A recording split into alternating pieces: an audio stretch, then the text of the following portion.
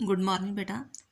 ਆਪਣਾ next topic ਹੈ ਰਾਣੀ ਸ਼ਾਸਤਰ ਅਤੇ ਅਰਥ ਸ਼ਾਸਤਰ ਵਿਚਕਾਰ ਕੀ ਸੰਬੰਧ ਨੇ ਅਤੇ ਕੀ ਇਹਨਾਂ ਦੇ ਅੰਤਰ ਨੇ। ਰਾਣੀ ਸ਼ਾਸਤਰ ਦਾ ਉਸੇ ਤਰ੍ਹਾਂ ਤੁਸੀਂ ਦੱਸਣਾ ਵਾ ਕਿ ਰਾਣੀ ਸ਼ਾਸਤਰ ਜਿਹੜੀ ਹੈਗੀ ਆ ਉਹ ਮਤਲਬ ਉਸ ਤੋਂ ਭਾਵ ਆ ਕਿ ਜੋ ਮਨੁੱਖੀ ਗਤੀਵਿਧੀਆਂ ਦੇ ਬਾਰੇ ਵਰਣਨ ਕਰਦੀ ਹੈ ਕਿ ਜਿਹੜੀ ਵੀ ਕਿਸੇ ਤਰ੍ਹਾਂ ਉਸਦੇ ਰਸਮੀ ਅਤੇ ਗੈਰ ਰਸਮੀ ਤੱਥਾਂ ਨੂੰ ਪ੍ਰਭਾਵਿਤ ਕਰਦੀ ਉਹ ਰਾਜਨੀਤੀ ਸ਼ਾਸਤਰ ਵਿੱਚ ਆ ਜਾਂਦਾ ਹੈ। ਠੀਕ ਹੈ। ਅਤੇ ਅਰਥ ਸ਼ਾਸਤਰ ਕੀ ਹੈ ਕਿ ਮਨੁੱਖਾਂ ਦੁਆਰਾ ਕੀਤੀਆਂ ਜਾਣ ਵਾਲੀਆਂ ਆਰਥਿਕ ਗਤੀਵਿਧੀਆਂ ਜਿਹਾ ਕਿ ਉਤਪਾਦਨ, ਇਹ ਬੇਟਾ ਵਰਡ ਸਾਰੇ ਇਹਦੇ ਟੌਪਿਕ 'ਚ ਆਏਗਾ, ਜਿਹਾ ਕਿ ਉਤਪਾਦਨ, ਆਰਥਿਕ ਆਦਾਨ ਪ੍ਰਦਾਨ, ਵਪਾਰ, ਵੰਡ ਆਦਿ ਅਧਿਐਨ ਕਰਦਾ ਹੈ, ਉਸ ਨੂੰ ਆਪਾਂ ਅਰਥ ਸ਼ਾਸਤਰ ਕਹਿ ਦਿੰਦੇ ਹੈਗੇ ਹਾਂ। ਠੀਕ ਹੈ। ਨੈਕਸਟ ਹੈਗਾ ਕਿ ਅਰਥ ਸ਼ਾਸਤਰ ਰਾਜਨੀਤੀ ਸ਼ਾਸਤਰ ਦੀ ਪੋਲੀਟੀਕਲ ਸਾਇੰਸ ਜਿਹੜੀ ਹੈਗੀ ਆ ਇਕਨੋਮਿਕਸ ਨੂੰ ਕੀ ਦਿੰਦੀ ਹੈਗੀ ਆ। ਫਸਟ ਪੁਆਇੰਟ ਹੈਗਾ ਆਰਥਿਕ ਵਿਕਾਸ ਲਈ ਰਾਜਨੀਤਿਕ ਸਥਿਰਤਾ ਜ਼ਰੂਰੀ ਹੈ। ਸਾਡੇ ਕਹਿੰਦਾ ਕਿਸੇ ਵੀ ਦੇਸ਼ ਦਾ ਜਿਹੜਾ ਹੈਗਾ ਵਾ ਆਰਥਿਕ ਵਿਕਾਸ ਤਾਂ ਹੀ ਹੋ ਸਕਦਾ ਜੇਕਰ ਉੱਥੋਂ ਦੀ ਸਰਕਾਰ ਟਿਕੀ ਰਹੇ, ਅਤੇ ਜੇਕਰ ਸਰਕਾਰ ਨਹੀਂ ਟਿਕੀ ਰਹਿੰਦੀ, ਜੇਕਰ ਉਹਨਾਂ 'ਚ ਰਾਣੀ ਉਥਲ ਪੁਥਲ ਰਹਿੰਦੀ ਆ, ਕ੍ਰਾਂਤੀਆਂ ਆਉਂਦੀਆਂ ਰਹਿੰਦੀਆਂ ਹੈਗੀਆਂ, ਤਾਂ ਉੱਥੋਂ ਦਾ ਆਰਥਿਕ ਵਿਕਾਸ ਨਹੀਂ ਹੋ ਸਕਦਾ। ਇਸ ਲਈ ਉੱਥੋਂ ਦੀ ਰਾਣੀ ਸਥਿਰਤਾ ਹੋਣਾ ਜ਼ਰੂਰੀ ਆ। ਨੈਕਸਟ ਹੈਗਾ ਵਾ ਰਾਣੀ ਆਰਥਿਕ ਨੀਤੀਆਂ ਦਾ ਨਿਰਮਾਣ, ਅਤੇ ਰਾਜ ਹੀ ਜਿਹੜਾ ਹੈਗਾ ਵਾ ਉਹੀ ਜਿਹੜੇ ਆਰਥਿਕ ਪੱਖੋਂ ਨਵੇਂ ਕਾਨੂੰਨ ਬਣਾ ਕੇ ਲੈ ਕੇ ਆਉਂਦਾ ਹੈਗਾ। ਜਾਂ ਖੇਤੀਬਾੜੀ ਨਾਲ ਰਿਲੇਟਡ ਹੋ ਗਿਆ, ਇੰਪੋਰਟ ਐਕਸਪੋਰਟ ਪੋਲਿਸੀ ਹੋ ਗਈ, ਆਦਿ ਜਿਹੜੇ ਹੈਗੇ ਕਾਨੂੰਨ ਬਣਾ ਕੇ ਲੈ ਕੇ ਆਉਂਦਾ ਹੈਗਾ। ਨੈਕਸਟ ਪੁਆਇੰਟ ਰਾਜ ਆਰਥਿਕ ਨੀਤੀਆਂ ਲਾਗੂ ਕਰਦਾ, ਉਹ ਸਿਰਫ ਕਾਨੂੰਨ ਹੀ ਨਹੀਂ ਬਣਾਉਂਦਾ, ਰਾਜ ਤੁਹਾਨੂੰ ਪਤਾ ਰਾਜ ਜਾਂ ਸਰਕਾਰ ਕਾਨੂੰਨ ਹੀ ਨਹੀਂ ਬਣਾਉਂਦਾ, ਉਹਨਾਂ ਨੂੰ ਲਾਗੂ ਵੀ ਕਰਦਾ। ਅਤੇ ਸਾਰਿਆਂ ਨੂੰ ਉਹਨਾਂ ਨੂੰ ਕਾਨੂੰਨ ਮੰਨਣਾ ਪੈਂਦਾ ਹੀ ਹੈ ਕਿਉਂਕਿ ਉਸ ਕੋਲ ਸਰਵਉੱਚ ਸ਼ਕਤੀ ਹੁੰਦੀ ਹੈ ਆਪਣੇ ਕਾਨੂੰਨ ਨੂੰ ਮਨਾਉਣ 'ਤੇ। ਨੈਕਸਟ ਹੈ ਆਰਥਿਕ ਪ੍ਰਣਾਲੀ ਰਾਜ ਦੁਆਰਾ ਨਿਸ਼ਚਿਤ ਕੀਤੀ ਜਾਂਦੀ ਹੈ। ਦੇਸ਼ ਦੀ ਆਰਥਿਕ ਪ੍ਰਣਾਲੀ ਕਿਹੋ ਜਿਹੀ ਹੋਏਗੀ, ਇਹ ਵੀ ਜਿਹੜੀ ਹੈ ਰਾਜ ਦੁਆਰਾ ਨਿਸ਼ਚਿਤ ਕੀਤੀ ਜਾਂਦੀ ਹੈ ਕਿਉਂਕਿ ਜਿਹੜੀ ਹੈਗੀ ਆ ਪੂੰਜੀਵਾਦੀ ਅਰਥ ਵਿਵਸਥਾ ਵਿੱਚ ਜਿਵੇਂ ਅਮਰੀਕਾ, ਇੰਗਲੈਂਡ ਵਰਗੀ ਆ, ਉੱਥੇ ਉਹ ਜਿਹੜੀ ਹੈਗੀ ਆ ਖੁੱਲ੍ਹੇ ਵਪਾਰ ਪ੍ਰਣਾਲੀ ਜਿਹੜੀ ਹੈਗੀ ਆ ਅਪਣਾਉਂਦੇ ਆ, ਪੂੰਜੀਵਾਦੀ ਅਰਥ ਵਿਵਸਥਾ ਅਪਣਾਉਂਦੇ ਆ। ਚਾਈਨਾ, ਰਸ਼ੀਆ ਵਰਗੇ ਸਮਾਜਵਾਦੀ ਅਰਥ ਵਿਵਸਥਾ ਅਪਣਾਉਂਦੇ ਆ, ਅਤੇ ਸਾਡੇ ਦੇਸ਼ ਵਰਗੇ ਜਿਹੜੇ ਮਿਸ਼ਰਤ ਅਰਥ ਵਿਵਸਥਾ ਨੂੰ ਅਪਣਾਉਂਦੇ ਆ। ਇਹ ਵੀ ਰਾਜ ਦੁਆਰਾ ਨਿਸ਼ਚਿਤ ਕੀਤੀ ਜਾਂਦੀ ਹੈ, ਕਿਸੇ ਦੇਸ਼ ਦੁਆਰਾ ਨਿਸ਼ਚਿਤ ਕੀਤੀ ਜਾਂਦੀ ਕਿ ਸਾਡੇ ਦੇਸ਼ ਵਿੱਚ ਕਿਹੋ ਜਿਹੀ ਆਰਥਿਕ ਪ੍ਰਣਾਲੀ ਚੱਲੇਗੀ। ਨੈਕਸਟ ਹੈਗਾ ਬਹੁਤ ਸਾਰੀਆਂ ਆਰਥਿਕ ਸਮੱਸਿਆ ਦਾ ਹੱਲ ਰਾਜਨੀਤਿਕ ਹੁੰਦੇ ਹਨ। ਜੇ ਇਨ ਕੇਸ ਕੋਈ ਮਤਲਬ ਆਰਥਿਕ ਪੱਖੋਂ ਕੋਈ ਪ੍ਰੋਬਲਮ ਆ ਜਾਂਦੀ ਹੈਗੀ ਆ, ਕਿਸੇ ਦਾ ਤਨਖਾਹ ਪੱਖੋਂ, ਸੇਵਾ ਸ਼ਰਤਾਂ ਪੱਖੋਂ, ਕਿਸੇ ਤਰ੍ਹਾਂ ਮਾਲਕਾਂ ਦਾ ਅਤੇ ਉਹਨਾਂ ਦੇ ਮਜ਼ਦੂਰਾਂ ਦਾ, ਜਾਂ ਕੰਪਨੀ ਦੇ ਮਾਲਕਾਂ ਦਾ ਅਤੇ ਕੰਪਨੀ 'ਤੇ ਕੰਮ ਕਰਨ ਵਾਲੇ ਵਰਕਰਾਂ ਦਾ ਕਿਸੇ ਵੀ ਤਰ੍ਹਾਂ ਕੋਈ ਝਗੜਾਬੰਦੀ ਹੋ ਜਾਂਦੀ ਹੈਗੀ ਆ, ਤਾਂ ਉਸ ਦੀ ਸੋਲੂਸ਼ਨ ਜਿਹੜੇ ਹੈਗੇ ਆ ਉਹ ਰਾਜ ਸੁਲਝਾਉਂਦੀ ਹੈਗੀ ਆ। ਨੈਕਸਟ ਹੈਗਾ ਰਾਜ ਉਪਭੋਗ ਅਤੇ ਵੰਡ ਸੰਬੰਧੀ ਨਿਯਮ ਬਣਾਉਂਦੀ ਹੈਗੀ ਆ। ਉਪਭੋਗ ਦੇ ਖੇਤਰ 'ਚ ਰਾਜ ਵੇਖਦਾ ਵਾ ਕਿ ਹਰ ਵਿਅਕਤੀ ਨੂੰ ਉਚਿਤ ਮਾਤਰਾ ਵਿੱਚ ਨਿੱਤ ਦੀ ਵਰਤੋਂ ਦੀਆਂ ਵਸਤੂਆਂ ਪ੍ਰਾਪਤ ਹੋਣ। ਇਹ ਨਾ ਹੋਵੇ ਕਿ ਮੰਨ ਲਓ ਕਿ ਉਸ ਚੀਜ਼ ਦੀ ਉੱਥੇ ਲੋੜ ਹੀ ਨਹੀਂ ਆ, ਉਹ ਚੀਜ਼ਾਂ ਦੀ ਵਰਤੋਂ ਬਣ ਰਹੀ ਆ। ਸਾਨੂੰ ਉਸੇ ਚੀਜ਼ਾਂ ਦੀ ਮਤਲਬ ਵੀ ਉਪਭੋਗਤਾ ਹੋਣੀ ਚਾਹੀਦੀ ਹੈ, ਵੀ ਉਹ ਚੀਜ਼ਾਂ ਤਾਂ ਬਣਾਉਣੀਆਂ ਚਾਹੀਦੀਆਂ ਵਾ ਜਿਹੜੀਆਂ ਉਸ ਦੇਸ਼ ਦੀ ਲੋੜ ਹੋਵੇ। ਸਪੋਜ਼ ਕਰੋ ਕਿ ਜੇ ਆਪਣੇ ਦੇਸ਼ ਵਿੱਚ ਮਤਲਬ ਜਿਹੜਾ ਹੈਗਾ, ਮੰਨ ਲਓ ਕਿ ਪੰਜਾਬ ਵਿੱਚ ਹੀ ਆ, ਮੰਨ ਲਓ ਇੱਕ ਐਗਜ਼ਾਮਪਲ ਆ, ਇੱਥੇ ਲੋਕ ਕਣਕ ਦੀ ਰੋਟੀ ਜ਼ਿਆਦਾ ਖਾਂਦੇ, ਅਤੇ ਜੇਕਰ ਇੱਥੇ ਮੱਛੀ ਦਾ ਵੀ ਵਪਾਰ ਹੋਈ ਜਾਵੇ, ਲਾਗੇ ਮਤਲਬ ਕਿ ਤਲਾਬ ਬਣਾਈ ਜਾਵੇ, ਮੱਛੀ ਦਾ ਵਪਾਰ ਹੋ ਜਾਵੇ, ਤਾਂ ਲੋਕ ਇਹ ਚੀਜ਼ ਤੋਂ ਸੈਟਿਸਫਾਈਡ ਨਹੀਂ ਹੋਣਗੇ।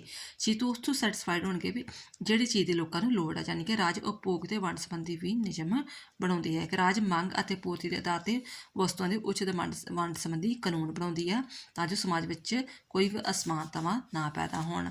ਨੈਕਸਟ ਹੈਗਾ ਰਾਜ ਉਤਪਾਦਨ ਨੂੰ ਨਿਯਮਤ ਕਰਦੀ ਹੈ, ਜੋ ਵੀ ਚੀਜ਼ਾਂ ਦਾ ਪ੍ਰੋਡਕਟ ਹੋਇਆ ਵਾ ਉਸ ਨੂੰ ਨਿਯਮਤ ਕਰਦੀ ਹੈ ਕਿ ਜਿੰਨੀ ਚੀਜ਼ ਦੀ ਲੋੜ ਵਾ। ਜਿਵੇਂ ਹੁਣ ਅੱਜ ਕੱਲ੍ਹ ਕਹਿ ਦਿੰਦਾ ਕਿ ਨਹੀਂ ਝੋਨੇ ਦੀ ਮਿਕਦਾਰ ਬਹੁਤ ਜ਼ਿਆਦਾ ਵੱਧ ਰਹੀ ਹੈ ਕਿਉਂਕਿ ਪੰਜਾਬ ਵਾਲੇ ਇੰਨਾ ਚੌਲ ਨਹੀਂ ਖਾਂਦੇ ਹੈਗੇ, ਤਾਂ ਉਹ ਮਤਲਬ ਕਿ ਉਸ ਚੀਜ਼ ਨੂੰ ਕੰਟਰੋਲ ਕਰਨਾ ਚਾਹੁੰਦੀ ਹੈਗੀ। ਅੱਜ ਕਿ ਪਰ ਨਹੀਂ ਮੰਨਦੇ ਹੈਗੇ। ਕਹਿੰਦਾ ਰਾਜ ਵੇਖਦਾ ਕਿ ਵਸਤਾਂ ਦਾ ਉਤਪਾਦਨ ਲੋਕਾਂ ਦੀ ਲੋੜਾਂ ਨੂੰ ਧਿਆਨ ਵਿੱਚ ਰੱਖ ਕੇ ਕੀਤਾ ਜਾਵੇ। ਜੇਕਰ ਉਤਪਾਦਨ ਮੰਗ ਨਾਲੋਂ ਘੱਟ ਹੋਵੇ ਤਾਂ ਥੋੜ੍ਹਾ ਜਾਵੇਗੀ, ਜੇਕਰ ਜ਼ਿਆਦਾ ਵਾ ਤਾਂ ਵੀ ਮਤਲਬ ਉਹਦੀ ਕੀਮਤ ਘੱਟ ਜਾਵੇਗੀ। ਜਿੰਨੀ ਚੀਜ਼ ਦੀ ਲੋੜ ਉਸ ਸਮੇਂ ਉਹ ਚੀਜ਼ ਦੀ ਪੈਦਾਵਾਰ ਹੋਵੇ, ਉਹ ਚੀਜ਼ ਬਣੇ। ਨੈਕਸਟ ਹੈ ਅਰਥ ਸ਼ਾਸਤਰ ਦੀ ਹੁਣ ਇਕਨੋਮਿਕਸ ਰਾਜਨੀਤੀ ਨੂੰ ਕੀ ਦਿੰਦੀ ਹੈਗੀ ਆ। ਫਸਟ ਹੈ ਆਰਥਿਕ ਸਥਿਤੀ ਮਨੁੱਖ ਦੀ ਰਾਜਨੀਤਿਕ ਸਥਿਤੀ ਨੂੰ ਪ੍ਰਭਾਵਿਤ ਕਰਦੀ ਹੈ। ਜੇਕਰ ਤੇ ਮਤਲਬ ਵੀ ਇੱਕ ਐਗਜ਼ਾਮਪਲ ਆ ਕਿ ਪੇੜ ਨਾਲ ਪਈਆਂ ਰੋਟੀਆਂ ਤਾਂ ਸਭੀ ਗੱਲਾਂ ਖੋਟੀਆਂ। ਜੇਕਰ ਉਹ ਵਿਅਕਤੀ ਜਿਹੜਾ ਹੈਗਾ ਵਾ ਆਰਥਿਕ ਪੱਖੋਂ ਸਟਰੋਂਗ ਹੀ ਨਹੀਂ ਹੈਗਾ, ਇਕਨੋਮਿਕ ਪੱਖੋਂ ਸਟਰੋਂਗ ਨਹੀਂ ਹੈਗਾ, ਤਾਂ ਉਹਨੂੰ ਰਾਜਨੀਤੀ ਨਾਲ ਕੋਈ ਲੈਣਾ ਦੇਣਾ ਨਹੀਂ, ਕੋਈ ਵੋਟ ਨਾਲ ਪਾਰਟੀ ਨਾਲ ਕੋਈ ਲੈਣਾ ਦੇਣਾ ਨਹੀਂ। ਜੇਕਰ ਆਰਥਿਕ ਪੱਖੋਂ ਸਟਰੋਂਗ ਆ ਤਾਂ ਫਿਰ ਹੀ ਉਹ ਰਾਜਨੀਤੀ ਵਿੱਚ ਇੰਟਰਸਟ ਸ਼ੋ ਕਰੇਗਾ। ਨੈਕਸਟ ਹੈਗਾ ਆਰਥਿਕ ਸਮਾਨਤਾ ਰਾਜਨੀਤਿਕ ਕ੍ਰਾਂਤੀ ਜਨਮ ਦਿੰਦੀ ਹੈ। ਜੇਕਰ ਸਮਾਜ ਵਿੱਚ ਅਮੀਰ ਹੋਰ ਅਮੀਰ ਹੋ ਜਾਣ ਅਤੇ ਗਰੀਬ ਹੋਰ ਗਰੀਬ ਹੋ ਜਾਣ ਤਾਂ ਉੱਥੇ ਵੀ ਕ੍ਰਾਂਤੀ ਆਉਣ ਦੀ ਸੰਭਾਵਨਾ ਬਣੀ ਰਹਿੰਦੀ ਆ। ਜਿਵੇਂ ਫਰਾਂਸ, ਰੂਸ ਅਤੇ ਚਾਈਨਾ ਵਿੱਚ ਇਹ ਚੀਜ਼ ਗੱਲ ਵਾਪਰੀ ਸੀ। ਨੈਕਸਟ ਹੈਗਾ ਰਾਣੀ ਵਿਚਾਰਧਾਰਾਵਾਂ ਆਰਥਿਕ ਸਥਿਤੀ ਦੇ ਉਪਜਨ। ਕਹਿੰਦਾ ਜਿਵੇਂ ਜਿਹੜੀਆਂ ਹੈਗੀਆਂ ਉਦਾਰਵਾਦੀ, ਮਾਰਕਸਵਾਦੀ, ਸਮਾਜਵਾਦੀ, ਉਪਨਿਵੇਸ਼ਵਾਦੀ, ਸਾਮਰਾਜਵਾਦੀ ਆਪਾਂ ਵਿਚਾਰਧਾਰਾਵਾਂ ਪੜ੍ਹਦੇ ਹਾਂ ਤੇ ਇਹ ਵੀ ਜਿਹੜੀ ਆਰਥਿਕ ਸਥਿਤੀ ਦੀ ਉਪਜ ਵਾ। ਕਹਿੰਦਾ ਜੇਕਰ ਪੂੰਜੀਵਾਦੀ ਦੇਸ਼ ਨੇ ਜਿਹੜੇ ਅਮਰੀਕਾ, ਇੰਗਲੈਂਡ ਵਰਗੇ ਦੇਸ਼ ਆ ਉਹਨਾਂ ਨੇ ਉਦਾਰਵਾਦੀ ਵਿਚਾਰਧਾਰਾ ਅਪਣਾਈ। ਇਸੇ ਤਰ੍ਹਾਂ ਜੇਕਰ ਪੂੰਜੀਵਾਦੀ ਨੇ ਬਹੁਤ ਜ਼ਿਆਦਾ ਸ਼ੋਸ਼ਣ ਕਰਨਾ ਸ਼ੁਰੂ ਕਰਤਾ ਤਾਂ ਉਹਦੇ ਨਤੀਜੇ ਵਜੋਂ ਮਾਰਕਸਵਾਦੀ ਵਿਚਾਰਧਾਰਾ ਆਏ ਹੋ ਸਥਿਤੀ ਵਿੱਚ ਆਏ। ਕਹਿੰਦਾ ਭਾਵ ਕਿ ਰਾਣੀ ਵਿਚਾਰਧਾਰਾਵਾਂ ਆਰਥਿਕ ਸਥਿਤੀ ਦੀ ਉਪਜਾ, ਜਿੱਦਾਂ ਜਿੱਦਾਂ ਦੀ ਕਹਿੰਦੀ ਆਰਥਿਕ ਸਥਿਤੀ ਹੁੰਦੀ ਆ ਉਹੋ ਜਿਹੀ ਵਿਚਾਰਧਾਰਾ ਉਸ ਦੇਸ਼ ਵਿੱਚ ਉਪਜਦੀ ਹੈ। ਨੈਕਸਟ ਹੈਗਾ ਅਰਥ ਵਿਵਸਥਾ ਸਰਕਾਰ ਦੀਆਂ ਨੀਤੀਆਂ ਨੂੰ ਪ੍ਰਭਾਵਿਤ ਕਰਦੀ ਆ। ਕਹਿੰਦਾ ਰਾਜ ਵਿੱਚ ਪਾਈ ਜਾਣ ਵਾਲੀ ਅਰਥ ਵਿਵਸਥਾ ਵੀ ਸਰਕਾਰੀ ਨੀਤੀਆਂ ਨੂੰ ਪ੍ਰਭਾਵਿਤ ਕਰਦੀ ਹੈਗੀ ਆ। ਉਦਾਹਰਨ ਵਜੋਂ ਅਮਰੀਕਾ 'ਚ ਪੂੰਜੀਵਾਦੀ ਅਰਥ ਵਿਵਸਥਾ ਜਿਸ ਕਾਰਨ ਲੋਕਾਂ ਨੂੰ ਖੁੱਲ੍ਹੇ ਮੁਕਾਬਲੇ ਕਰਨ ਦੀ ਖੁੱਲ੍ਹ ਵਾ, ਠੀਕ ਹੈ। ਅਤੇ ਜੇਕਰ ਜਿਹੜਾ ਚਾਈਨਾ ਵਾ ਉਹਦੀ ਸਮਾਜਵਾਦੀ ਅਰਥ ਵਿਵਸਥਾ, ਉੱਥੇ ਕੋਈ ਵੀ ਨਿੱਜੀ ਸੰਪત્ਤੀ ਨਹੀਂ ਜ਼ਿਆਦਾ ਕਮਾ ਸਕਦਾ ਹੈਗਾ। ਨੈਕਸਟ ਹੈ ਲੋਕਤੰਤਰ ਦੀ ਸਫਲਤਾ ਲਈ ਆਰਥਿਕ ਖੁਸ਼ਹਾਲੀ ਜ਼ਰੂਰੀ ਹੈ। ਜੇਕਰ ਆਪਾਂ ਕਹਿੰਦੇ ਹਾਂ ਕਿ ਲੋਕਤੰਤਰ ਜਿਹੜਾ ਸਭ ਤੋਂ ਹਰਮਨ ਪਿਆਰੀ ਸਰਕਾਰ ਆ, ਪਰ ਲੋਕਤੰਤਰ ਜਿਹੜੀ ਕਿ ਸਫਲ ਤਾਂ ਹੀ ਹੋ ਸਕਦੀ ਹੈ ਜੇਕਰ ਉੱਥੇ ਆਰਥਿਕ ਖੁਸ਼ਹਾਲੀ ਆ। ਜੇਕਰ ਆਰਥਿਕ ਖੁਸ਼ਹਾਲੀ ਨਹੀਂ ਹੈਗੀ ਤਾਂ ਲੋਕੀ ਵੀ ਜਿਹੜੇ ਕਿ ਖੁੱਲ੍ਹ ਕੇ ਵੋਟ ਨਹੀਂ ਪਾਉਣਗੇ, ਸਵਸਥ ਲੋਕਤੰਤਰ ਨਹੀਂ ਬਣੇਗਾ। ਨੈਕਸਟ ਹੈ ਆਰਥਿਕ ਸਰਗਰਮੀਆਂ ਰਾਜ ਦੇ ਜਨਮ ਲਈ ਜ਼ਿੰਮੇਵਾਰ ਹਨ।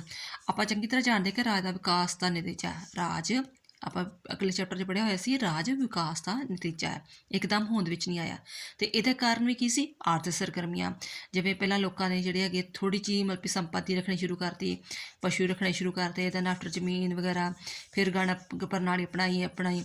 ਫਿਰ ਇਸ ਤਰ੍ਹਾਂ ਹੌਲੀ ਹੌਲੀ ਉਹਨਾਂ ਕੋਲ ਸੰਪੱਤੀ ਆਉਣੀ ਸ਼ੁਰੂ ਹੋ ਗਈ। ਜਦੋਂ ਜਿਹਦੀ ਸੰਪੱਤੀ ਆਉਣੀ ਸ਼ੁਰੂ ਹੋ ਗਈ, ਜਿਹਦੇ ਕੋਲ ਜ਼ਿਆਦਾ ਸੰਪੱਤੀ ਸੀ ਉਹ ਮੁੜ ਕੇ ਫਿਰ ਰਾਜ ਦਾ ਮੁਖੀ ਬਣ ਗਿਆ, ਠੀਕ ਹੈ। ਅਤੇ ਰਾਜ ਵੀ ਰਾਜ ਜਿਹੜਾ ਅੱਜ ਹੋਂਦ ਵਿੱਚ ਆਇਆ ਉਹ ਵੀ ਆਰਥਿਕ ਸਰਗਰਮੀ ਦਾ ਕਰਕੇ ਹੀ ਹੋਂਦ ਵਿੱਚ ਆਇਆ। ਇਹ ਪੂਰਾ ਚੈਪਟਰ ਹੈਗਾ ਅੱਗੇ ਇਸ ਰਿਲੇਟਡ ਨਾਲ।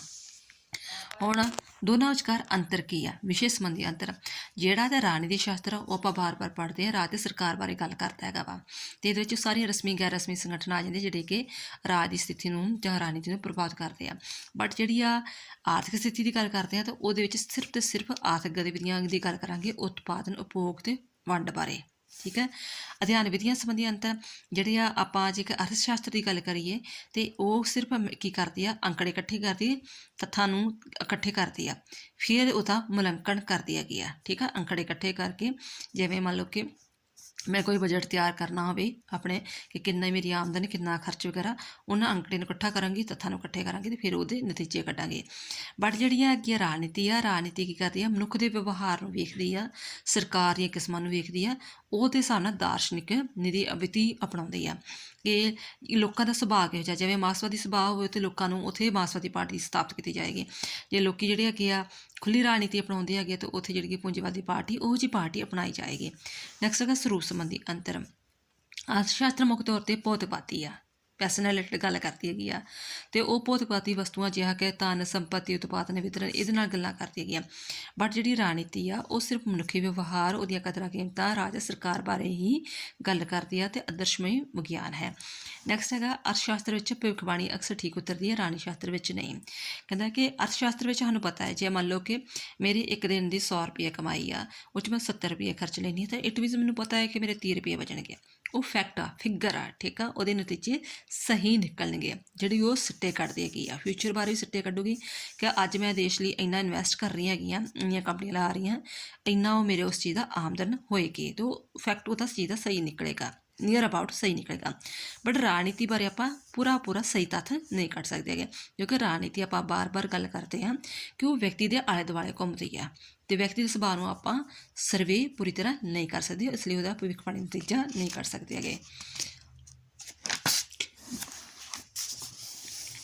ਹੁਣ ਇਹਨਾਂ ਸਾਰੇ ਤੱਥਾਂ ਨੂੰ ਪੜ੍ਹਨ ਪਿੱਛੋਂ ਆਪਾਂ ਕੀ ਕਹਿ ਸਕਦੇ ਹਾਂ? ਕਹਿੰਦਾ ਆਪਾਂ ਭਾਵੇਂ ਇਹਨਾਂ 'ਚ ਕਾਫੀ ਅੰਤਰ ਆ, ਪਰ ਫਿਰ ਵੀ ਇਹਨਾਂ ਦੋਵਾਂ 'ਚ ਗੂੜਾ ਸੰਬੰਧ ਪਾਇਆ ਜਾਂਦਾ। ਕਿਵੇਂ ਕਿ ਆਰਥਿਕ ਦਾ ਵੀ ਅਤੇ ਰਾਜਨੀਤੀ ਦਾ ਵੀ ਸੰਬੰਧ ਕਿਹਦੇ ਨਾਲ ਵਾ? ਵਿਅਕਤੀ ਨਾਲ। ਵਿਅਕਤੀ ਦੀ ਆਰਥਿਕ ਸਥਿਤੀ ਬਾਰੇ ਗੱਲ ਕਰਦੇ ਆ, ਵਿਅਕਤੀ ਦੇ ਰਾਜਨੀਤਿਕ ਸੁਭਾਅ ਬਾਰੇ ਗੱਲ ਕਰਦੇ ਆ। ਤਾਂ ਦੋਵਾਂ ਦਾ ਉਦੇਸ਼ ਕੀ ਆ? ਵਿਅਕਤੀ ਦੇ ਜੀਵਨ ਨੂੰ ਵਧੀਆ ਬਣਾਉਣਾ। ਦੋਵਾਂ ਦੀ ਵਿਧੀ ਕੀ ਆ? ਵਿਸ਼ਲੇਸ਼ਣਾਤਮਕ ਆ। ਦੋਵੇਂ ਜਿਹੜੇ ਹੈਗੇ ਆ ਭੂਤ, ਵਰਤਮਾਨ ਅਤੇ ਭਵਿੱਖ ਬਾਰੇ ਨਾਲ ਸੰਬੰਧਿਤ ਹਨ। ਦੋਵੇਂ ਇੱਕ ਦੂਜੇ ਦੇ ਵਿਆਪਕ ਰੂਪ ਵਿੱਚ ਪ੍ਰਭਾਵਿਤ, ਇੱਕ ਦੂਜੇ ਨੂੰ ਜ਼ਰੂਰ ਪ੍ਰਭਾਵਿਤ ਕਰਦੇ ਹੈਗੇ ਆ। ਫਿਰ ਐਂਡ ਵਿੱਚ ਆਪਾਂ ਕਹਿ ਸਕਦੇ ਹੈਗੇ ਹਾਂ ਕਿ ਇਹ ਸਭ ਤੋਂ ਉਪਰੰਤ ਕਿਸੇ ਵੀ ਦੇਸ਼ ਦੀ ਆਰਥਿਕ ਵਿਕਾਸ ਲਈ ਸਥਿਰ ਅਤੇ ਵਧੀਆ ਰਾਜਨੀਤੀ ਹੋਣੀ ਜ਼ਰੂਰੀ ਆ। ਜੇਕਰ ਰਾਜਨੀਤੀ ਪ੍ਰਣਾਲੀ ਆ ਅਤੇ ਆਰਥਿਕ ਪ੍ਰਣਾਲੀ ਵੀ ਵਧੀਆ ਬਣੇਗੀ, ਅਤੇ ਆਰਥਿਕ ਪ੍ਰਣਾਲੀ ਵਧੀਆ ਤਾਂ ਨੈਚੁਰਲੀ ਰਾਜਨੀਤੀ ਪ੍ਰਣਾਲੀ ਵੀ ਵਧੀਆ ਬਣੇਗੀ। ਪਰੰਤੂ ਇਸ ਦੇ ਬਾਵਜੂਦ ਵੀ ਅਸੀਂ ਕਹਿ ਸਕਦੇ ਹਾਂ ਕਿ ਭਾਵੇਂ ਕਿ ਦੋਨਾਂ 'ਚ ਅੰਤਰ ਹੈਗਾ, ਪਰ ਫਿਰ ਵੀ ਇਹਨਾਂ 'ਚ ਸੰਬੰਧ ਪਾਇਆ ਜਾਂਦਾ ਹੈ। ਕਹਿੰਦਾ ਦੋਵੇਂ ਅਰਥ ਸ਼ਾਸਤਰ ਤੇ ਰਾਣੀ ਸ਼ਾਸਤਰ ਇੱਕ ਦੂਸਰੇ ਸਹਿਯੋਗ ਹੁੰਦੇ ਹੋਏ ਵੀ ਆਪਣੀ ਆਪਣੀ ਦੁਸਤੰਤ ਰੱਖਦੇ, ਯਾਨੀ ਕਿ ਦੋਵਾਂ ਦਾ ਅਲੱਗ-ਅਲੱਗ ਵਿਸ਼ਾ ਹੈ, ਅਲੱਗ-ਅਲੱਗ ਟੌਪਿਕ ਹੈ। ਤੁਸੀਂ ਇਹ ਵੀ ਵੇਖਣਾ ਕਈ ਸਟੂਡੈਂਟ ਨੇ ਇਕਨੋਮਿਕਸ ਰੱਖੀ ਹੋਈ ਹੈ, ਕਈਆਂ ਨੇ ਪੋਲੀਟੀਕਲ ਸਾਇੰਸ ਰੱਖੀ ਹੈ, ਯਾਨੀ ਕਿ ਦੋਵਾਂ ਦੇ ਅਲੱਗ-ਅਲੱਗ ਵਿਸ਼ੇ ਹਨ, ਅਲੱਗ-ਅਲੱਗ ਟੌਪਿਕ ਹਨ। ਥੈਂਕਸ ਬੇਟਾ, ਇਹੋ ਇਸ ਚੀਜ਼ ਦਾ ਟੌਪਿਕ ਸੀ। ਜੇ ਨਈ ਚੀਜ਼ ਦੀ ਕੋਈ ਸਮਝ ਲੱਗੀ ਹੋਈ ਤੇ ਜ਼ਰੂਰ ਪੁੱਛ ਲਿਓ।